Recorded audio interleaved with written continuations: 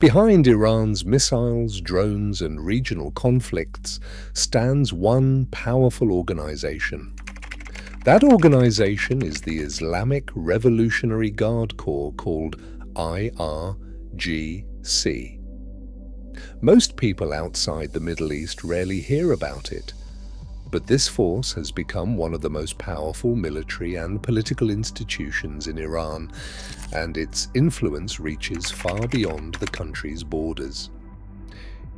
In the spring of 1979, as Iran's monarchy collapsed and the new Islamic Republic struggled to consolidate power, Ayatollah Ruhollah Khomeini issued a decisive order. On April the 5th, his decree appeared in the official government gazette.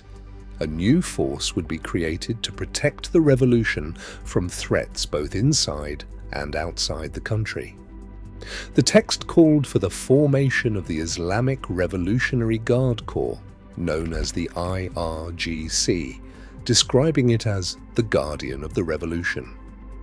This was more than just another military unit. Khomeini and his closest advisors feared the regular army, trained under the Shah, might try to overturn the fledgling regime.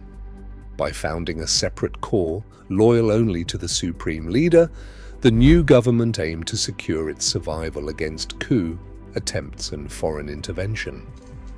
The IRGC's mandate was clear: defend the revolution, enforce its ideals, and answer directly to the highest authority in Iran.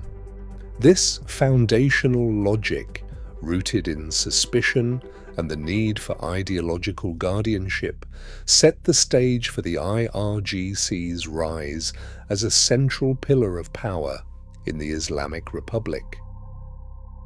Iran's armed forces operate on two parallel tracks. The regular military, known as the Artesh, handles conventional defense and reports through the Ministry of Defense. Alongside it stands the IRGC, the Islamic Revolutionary Guard Corps, with its own independent command chain that answers directly to the supreme leader. This separation is not just symbolic. The IRGC fields its own ground forces, Navy, Aerospace Division, Intelligence Wing, and the Basij, a vast network of civilian volunteers that can be mobilized for internal security, cyber operations, or even street-level enforcement. Each branch of the IRGC manages its own budgets and procurement, bypassing the oversight that applies to the Artesh. The Basij alone claims millions of members, giving the IRGC a mass mobilization capability far beyond a typical military reserve. This dual structure ensures that the IRGC operates with significant autonomy, setting the foundation for the organization's later expansion into advanced missile and drone programs, as well as its growing influence across Iran's political and economic life. The missile and drone arsenal of the IRGC forms the backbone of Iran's modern military reach. Its aerospace force operates a mix of short and medium-range missiles, most notably the Fateh 110, a solid-fuel ballistic missile with a range of up to 300 kilometers and accuracy within 10 meters. The Shahab-3, using liquid fuel, extends that reach to 1,300 kilometers, covering targets across the Gulf and as far as Israel. Unlike traditional armies that rely on expensive, high-tech platforms, the IRGC focuses on volume and cost-effectiveness. The Shahed 136 loitering munition, often called a kamikaze drone, is a prime example. Each unit costs around $22,000, far less than Western equivalents, allowing Iran to launch dozens or even hundreds in a single attack. These drones can fly up to 2,000 kilometers, loiter over a target, and strike with a 40-kilogram warhead. Recent upgrades include navigation that resists GPS jamming and SIM card telemetry, making them harder to jam or intercept. This hardware enables a layered denial strategy. Missiles threaten strategic targets while swarms of low-cost drones overwhelm air defenses. The IRGC approach turns limited resources into asymmetric power, setting the stage for these systems to be exported to regional partners. Quds Force, the external operations branch of the Islamic Revolutionary Guard Corps, operates far beyond Iran's borders. Under the leadership of Qasem Soleimani from 1998 until his death in 2020, the Quds Force built a network of regional partners by embedding advisors, supplying weapons, and channeling funds. Hezbollah in Lebanon stands as the most prominent example. Iranian advisors have worked side by side with Hezbollah commanders, providing training and advanced weapons such as Fateh 110 rockets. In Iraq, groups like Kataib Hezbollah and Asaib al-Haq receive not only cash and arms, but also direct operational guidance from Islamic Revolutionary Guard Corps officers.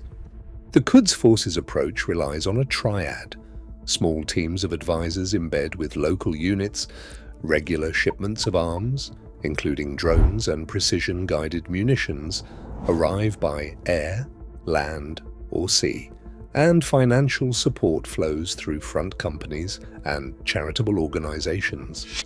In Syria, Quds Force personnel coordinate with Assad-aligned militias, integrating Iranian-supplied drones and missiles into joint operations.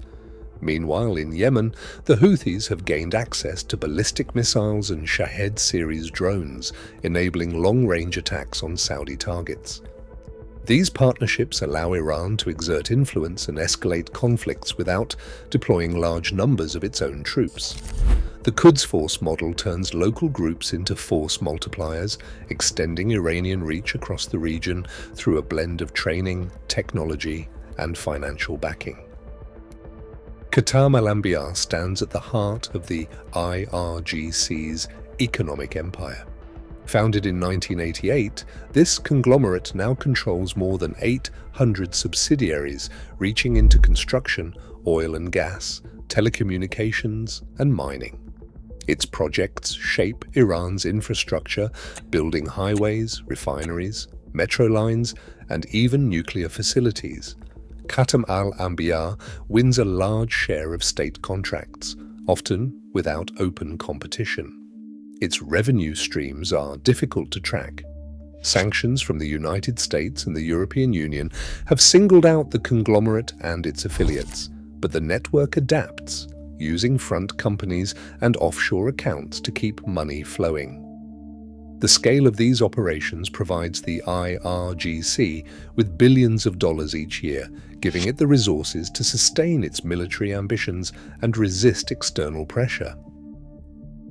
Inside Iran, state media and IRGC commanders frame the organization as the country's shield against foreign threats, crediting it with defending national sovereignty and providing stability in turbulent times. Official statements highlight the IRGC's role in resisting external pressure and supporting regional allies as acts of self-defense. Outside Iran, analysts and international organizations often describe the IRGC as a parallel state that undermines civilian rule and fuels conflict through its proxy network. Critics point to sanctions, human rights concerns, and the group's designation as a terrorist entity by the US and EU. These competing narratives shape both the IRGC's domestic legitimacy and its global reputation. The IRGC's reach shapes Iran's actions today, from proxy wars to economic deals. As regional tensions flare, understanding this power center isn't optional, it's essential. What's your take?